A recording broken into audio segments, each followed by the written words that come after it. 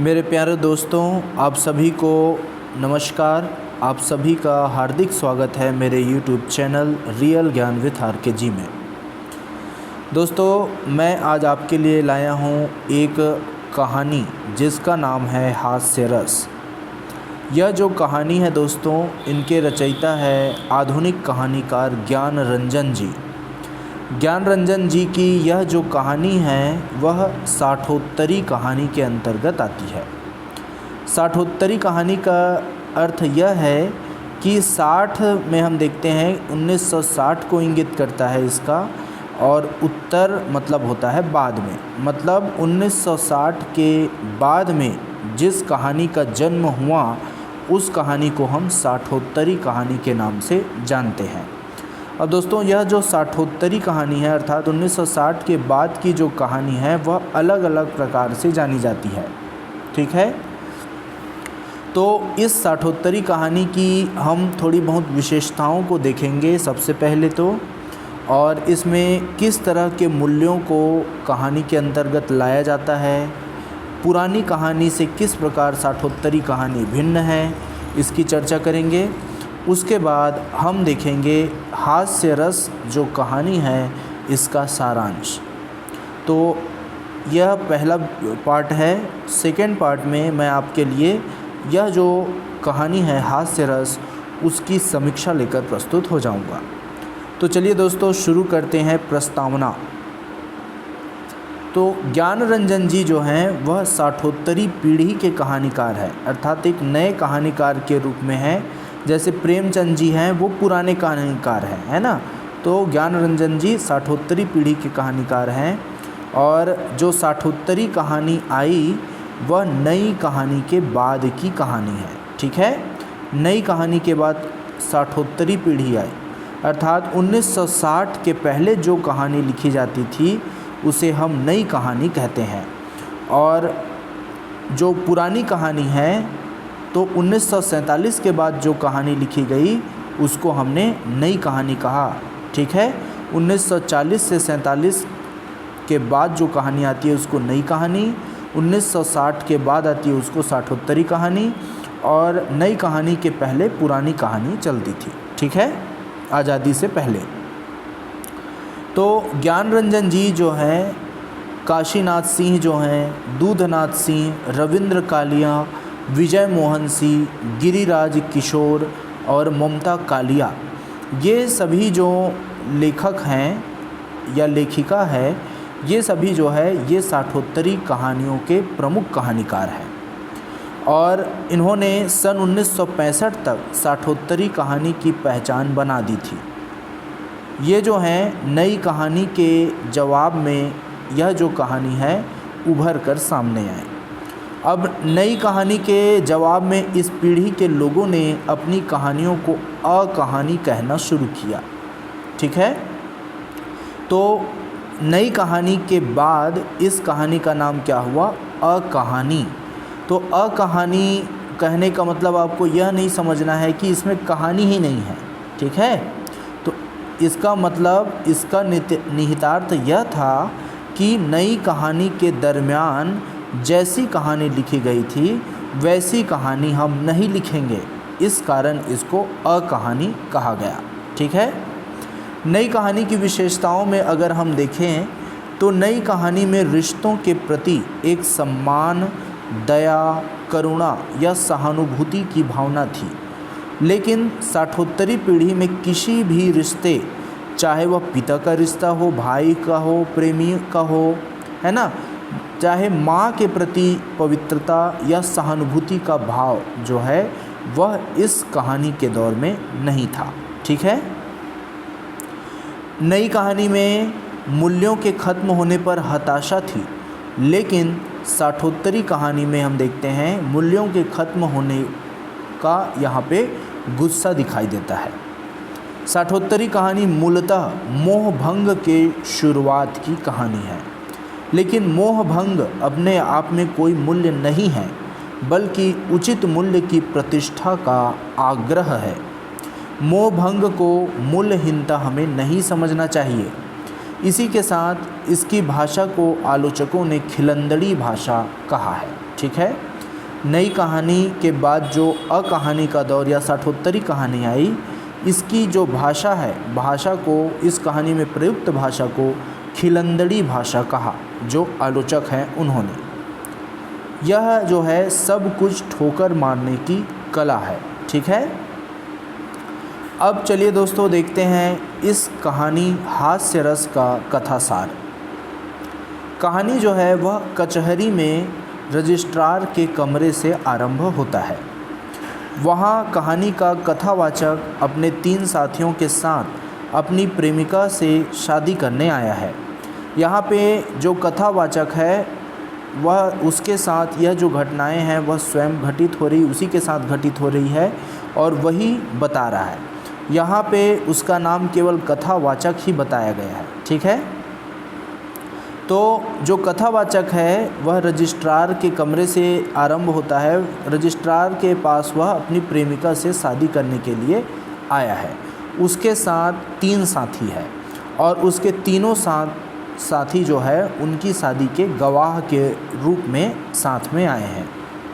शादी की औपचारिक कार्यवाही के समाप्त होने पर जैसे ही जो कथावाचक है वह बाहर आता है तो कथावाचक को हठात महसूस होता है कि उसने गलत लड़की से शादी कर ली। अब उसे लगता है कि उसने शादी तो कर ली लेकिन गलत लड़की से शादी कर ली, तो वह अपने आप को हारा हुआ और ठगा हुआ महसूस करता है। हालांकि जब वह तैयार होकर शादी करने के लिए आया था उस समय तक उसके मन में ऐसा कोई ख्याल नहीं था। शादी के ऐन वक्त पहले तक जो कथावाचक है वह खुश और शादी के लिए तत्पर था, लेकिन रजिस्ट्रार ऑफिस से निकलते ही वह दुखी हो गया है। वह महसूस कर रहा है कि इस शादी के साथ ही हमारा प्रेम खत्म हो चुका है और यह कथावाचक का ख्याल है। जबकि उसकी पत्नी जो है वह प्रसन्न दिखाई दे रही है और बहुत ही संतुष्ट दिख रही है। कथावाचक को लगता है कि पत्नी की यह जो खुशी है और जो संतुष्टि है वह कुछ और नहीं, विजय का गर्व है। तो वह सोचने लगता है जो कथावाचक है, तो वह संतुष्टि और खुशी शादी की नहीं है, वह विजय का गर्व है। उसने मुझे पराजित कर दिया है और मैं जीवन में बड़ा घाटा खा चुका हूँ। तो वह इस तरह से सोचने लगता है कि उसकी पत्नी ने उससे शादी करके क्या है, विजय प्राप्त कर ली और मुझे हरा दिया। कथावाचक जो है वह यह सोचकर परेशान है कि पहले तो ये मूवी देखकर या पिकनिक मनाकर 3 घंटे बाद चली जाती थी, लेकिन अब ऐसा नहीं होगा। अब ये मेरे पास बराबर बनी रहेगी। कथावाचक है वह खीज और छटपटाहट से यहाँ पर भरा हुआ है। ऐसी चिंताओं का सामना जीवन में उसने पहली बार ही किया है। वह अपने बारे में सोचता है कि मैं तो अपने को बुद्धिमान समझता था, फिर ऐसा कैसे हो गया। और ये सभी जो बातें हैं कथावाचक के भीतर चल रही है। उसके साथ पत्नी के अलावा उसके 3 मित्र और भी हैं। कथावाचक को ये डर भी सता रहा है कि कहीं साथ चल रहे में से कोई उसके मनोभावों को ताड़ न ले, अर्थात वह क्या सोच रहा है वह यह न समझ जाए उसके दोस्त। इसके लिए कथावाचक जो है वह अपने चेहरे पर बनावट पैदा करने की कोशिश कर रहा है। वह मुस्कुराने की कोशिश करता है और यह जताना चाहता है कि सच्चाई यही है। असल में जो कथावाचक है वह किसी को कुछ अनुभव होने देना नहीं चाहता है कि उसके साथ क्या हो रहा है। सोचते हुए वह अकेला हो गया है, इसलिए सोचते सोचते ही वह अकेले चल दिया, सबसे आगे निकल गया। कचहरी के बरामदे से नीचे उतरकर जब सभी इकट्ठे होते हैं तो कथावाचक को लग रहा है कि उसके दिल ने उसे धोखा दिया है। 3 में से 2 कथावाचक के मित्र हैं और एक जो व्यक्ति आया है वह एक बस परिचित है, वह उसके मित्र का मित्र है। ठीक है, तो वह जो उसके मित्र का मित्र है अर्थात जो परिचित है उसके बारे में कथावाचक सोचता है कि वह नौजवान और सबसे सुंदर है। कथावाचक यह आकलन लगाता है कि वह ज़्यादा उत्सुकता, ताजगी और सिफारिश के साथ गवाही देने आया है। असल में वह खुद अनुभव प्राप्त करना चाहता है, क्योंकि शीघ्र ही उसका इरादा इसी तरह विवाह करने का है। कथावाचक की एक दूसरी समस्या यहाँ से शुरू हो जाती है। कथावाचक को ये भी लगने लगता है कि उसकी जो पत्नी है उस नौजवान पर मुग्ध है। वह उस पर शक करने लगता है और वह अनुभव करता है कि जितने मुग्ध भाव से उसकी पत्नी उस नौजवान को देखे जा रही है, वैसे कभी उसे भी नहीं देखा। वह देखता है कि उसके चले जाने के बाद भी उसकी पत्नी के चेहरे पर उस खूबसूरत नौजवान के रुआब का असर बना हुआ है। उसे अपनी पत्नी पर संदेह होने लग जाता है। कथावाचक को लगने लगता है कि उसकी पत्नी भरोसेमंद चरित्र की स्त्री नहीं है। अब 4 लोग साथ बचे हैं। कथावाचक यह सोचकर घबरा रहा है कि जब वे दोनों मित्र भी चले जाएंगे तो वह अपनी पत्नी के साथ वक्त कैसे गुजारेगा। वह सोचता है कि फिल्म देखने या किसी और शहर जाने पर भी समस्या का हल कुछ घंटों के लिए ही हल होगा, जबकि वह किसी भी सूरत में अपनी पत्नी के साथ होने के लिए मानसिक रूप से तैयार नहीं है। कथावाचक को यह लगने लगा है कि उसका ख्वाब चूर चूर हो चुका है, क्योंकि उसने सोचा था कि वह अपने जीवन को भिन्न और साहसी तरीके से जिएगा। उसका मानना है कि उसके साथ धोखा हो गया है, वह भी दूसरी बार धोखा हो गया है। तो पहली बार कब धोखा हुआ था? तो उसे अपनी सन 1958 की डायरी याद आती है, जब उसे पहली बार धोखा हुआ था। तो उस डायरी को वह याद करता है और उसमें उस डायरी में क्या था उसको याद करता है। तो उस डायरी में, जिसमें उसने एक लड़की से धोखा खाने के बाद कुछ निष्कर्ष को निकाले थे, जिसके अमल से भविष्य में किसी स्त्री से धोखा खाने की संभावना नहीं थी, उसे भारी पछतावा हो रहा है कि उसे अपना ही पुराना अनुभव ही याद नहीं रहा। वह उस डायरी में लिखी हुई हर एक बात को भूल गया। कथावाचक को याद आता है कि उसे अपनी पत्नी शिखा के चेहरे पर उसकी छोटी बहन नैना का चेहरा दिखने लगा है। यह स्पष्ट है कि नैना शिखा से ज़्यादा सुंदर है। उसे लग रहा है कि उसने भारी भूल की और मैं अब बेकार ही झल्ला रहा हूँ। उसे नैना को ही पाना चाहिए था।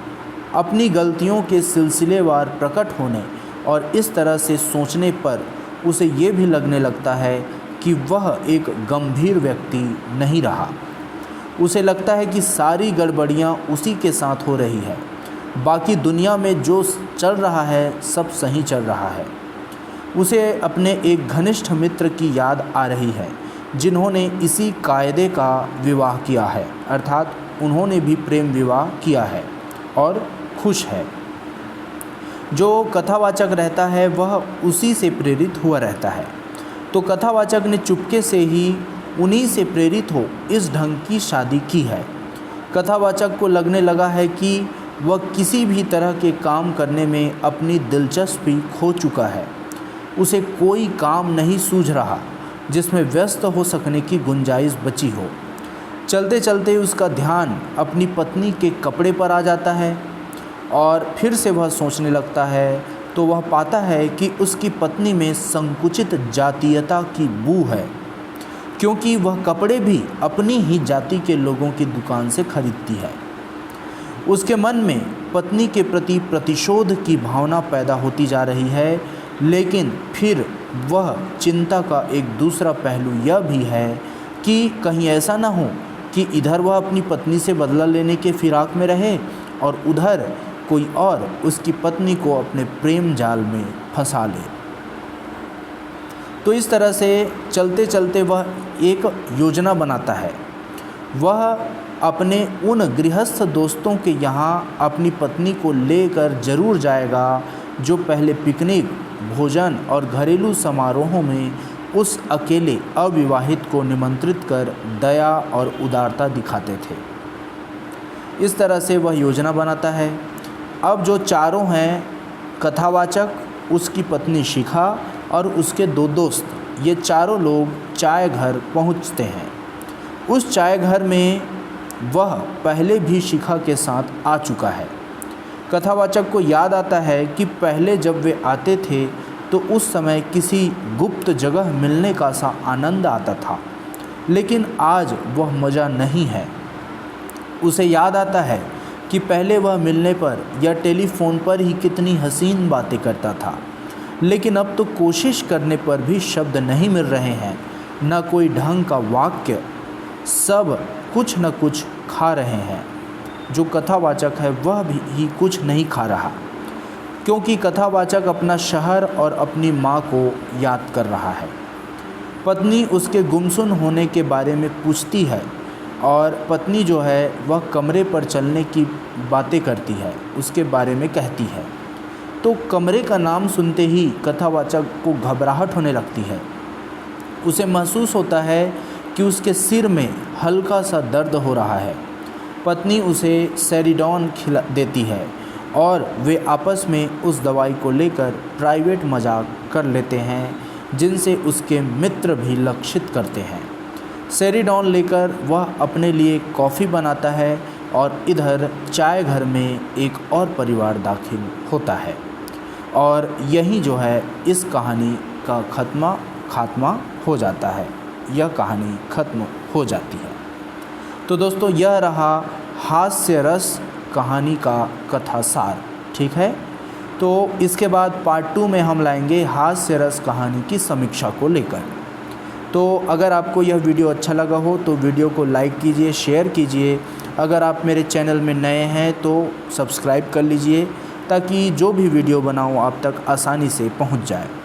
तो दोस्तों, इसी के साथ आप सभी का धन्यवाद।